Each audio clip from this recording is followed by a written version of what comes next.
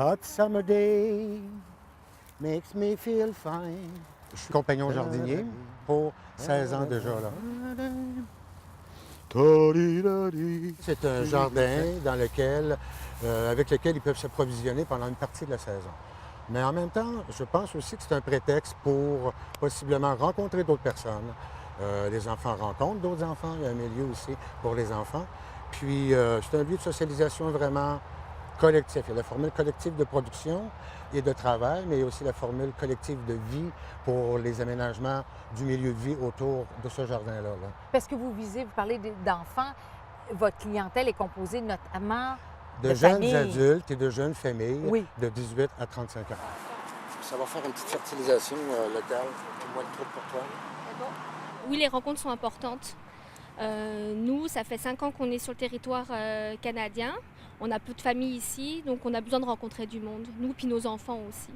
Ici, chacun en fait un bout, mais tout ça est mis en commun et si on n'est pas là une journée, il y a quelqu'un d'autre qui poursuit le travail et on revient quand ça nous convient. Ça simplifie les choses et j'aime beaucoup le côté aussi multiculturel et intergénérationnel. Oui. À mon âge, on commence à penser à ça. Pourquoi un jardin collectif et non faire votre petit jardin chez vous ou sur votre balcon? L'échange est plus positif parce qu'on voit toutes sortes des gens dans toutes sortes de situations, des nationalités, tout ça, puis on apprend des nouvelles cultures, puis on cultive, puis on fait de la culture personnelle en même temps. Ouais. Je fais mes classes sur le terrain. Okay. Et puis, ce que je désirais, quand j'ai terminé ce passage-là, c'était de travailler avec les gens, puis de passer ma passion et mes connaissances à ceux-ci. Donc, quand j'étais engagé par le Centre Jacques-Cartier aux Ateliers à la Terre, pour moi, ça a été une continuité de mon projet de vie. Fait que ça fait beaucoup de sens pour moi. Mais puis à chaque jour, j'ai la chance de rencontrer des gens qui en savent beaucoup moins, mais qui prennent peu à peu confiance dans tous ces apprentissages-là, terrain, milieu de vie. Mais je ne suis pas seul, vous savez, ici, il y a une équipe. Dans le fond, il va juste retenir la... Au jardin, les gens ils cultivent bien plus que des légumes. Ils viennent se cultiver eux-mêmes, cultiver des liens sociaux, cultiver aussi un attachement avec la terre en milieu urbain. Donc les gens des quartiers centraux, même de la banlieue de Québec, peuvent venir ici dans un petit coin de campagne pour venir profiter d'un milieu naturel, d'un milieu du moins qui les rapproche de milieu naturel.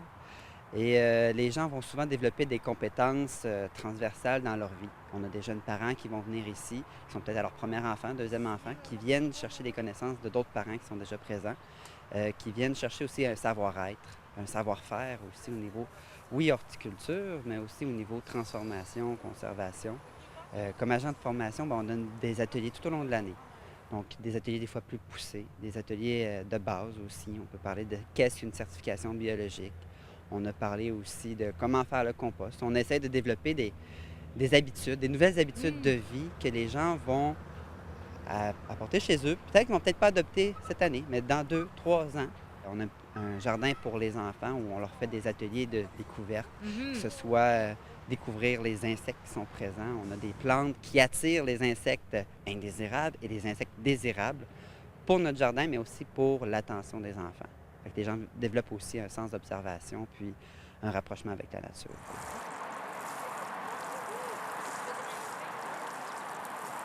Il y a combien de personnes qui viennent ici jardiner? Au début de saison, on avait un objectif hivernal de recruter à peu près une centaine de jeunes adultes et familles.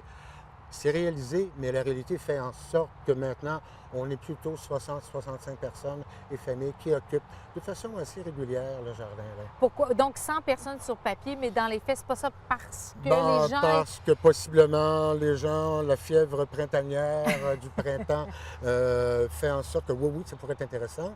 Suite à une première, une deuxième visite, peut-être que ça ne correspond pas du tout à leur idée de ce que ça peut être non plus. La réalité d'une journée au jardin, c'est 6 heures aussi. Donc, ceux qui ont des enfants, c'est parfois pas si facile que ça. Donc, tout ça ensemble fait que non, ça leur tente pas. Peut-être c'est l'éloignement aussi. On n'est pas proche des gens. Oui. Il y a des gens qui viennent d'Ancienne-Lorette, puis il y a des gens qui viennent des quartiers centraux. Ils prennent l'autobus, repartent avec leurs enfants, poussettes et tout. Vous voyez la difficulté d'être présent. C'est du temps pour eux autres aussi. Là. Mais c'est un choix. Les personnes, par exemple, qui restent, font ce choix-là, puis ça fait partie prenante de tout le travail qui est à faire. Ils sont là pour aider. Là. Est-ce que les gens viennent jardiner pour 1 an, 2 ans, à moyen terme, à long terme? Vous disiez, est-ce Ouais. que c'est un passage dans une vie C'est où un les gens passage reviennent? dans une vie, oui. C'est un passage dans une vie. 3-4 ans peut-être, à peu près la norme des gens qui demeurent. Certains ont confirmé des goûts pour l'agriculture, se font des jardins chez eux. Sûrement mangent mieux parce qu'on a appris à manger mieux, à avoir des ressources aussi pour aller manger mieux. Il y a tout ça aussi qui fait en sorte que ça crée quelque chose vers un élan, vers quelque chose d'autre. Pour d'autres, c'est finalement une concrétisation. Bon, j'ai le goût de travailler finalement. Alors, tentent de trouver du travail tout de suite après leur passage ici. Bon, c'est un petit peu de la réinsertion, c'est un petit peu de thérapie, c'est un petit peu simplement du jardin pour jardiner.